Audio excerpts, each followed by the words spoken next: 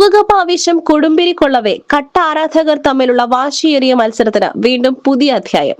ആദ്യം 350 അടിയുടെ flex വെക്കുവാൻ തീരുമാനിച്ചിരുന്ന Argentina ആരാധകരെ ബ്രസീൽ ആരാധകർ 400 അടിയുടെ ഫ്ലെക്സ് വെച്ച് വെല്ലുവിളിച്ചതോടെയാണ് പുതിയ വാശിക്ക് തുടക്കമായത്.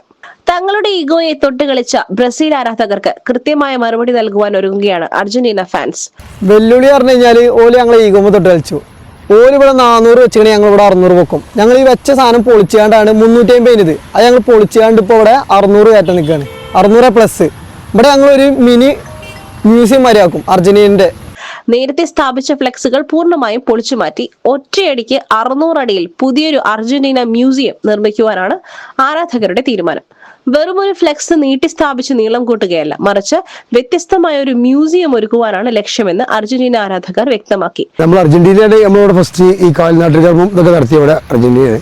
അപ്പോൾ നമ്മൾ ബ്രസീലിന്റെ ആ ഇത് വെച്ച് കഴിഞ്ഞതിന് ശേഷം നമുക്ക് അർജന്റീന ഒന്നും കൂടി വിപുലമായി വലുതാക്കി വെക്കാന്നില്ലാണ് ഒരു വെല്ലുവിളിയാണ്. ആ വെല്ലുവിളി ഞങ്ങൾ ഏറ്റെടുത്തു. അർജന്റീന ഫാൻസ് മുണ്ടിലുള്ള എല്ലാ ആളുകളും അത് പുറത്തിലെ ആളുകളൊക്കെ വന്ന് വീക്ഷിക്കുന്നുണ്ട്. അതുപോലെ പത്രമാധ്യമങ്ങൾ ചാനലൊക്കെ വന്ന് ഇതൊക്കെ എടുത്തു പോയിട്ടുണ്ട്.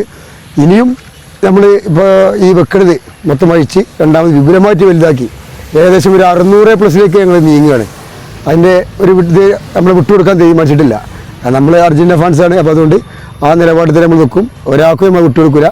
അത് വേൾഡ് ചരിത്രം അങ്ങനെ ഒരു ഫ്ലക്സ് ആണ് നമ്മൾ വെക്കാൻ പോകുന്നത്. 600 വെച്ചാൽ ഞങ്ങൾ അതിന്റെ മുകളിൽ വെക്കും. ഇവിടെ വരാൻ പോകുന്നത് വേൾഡ് റെക്കോർഡാണ്. വേൾഡ് റെക്കോർഡാണ്.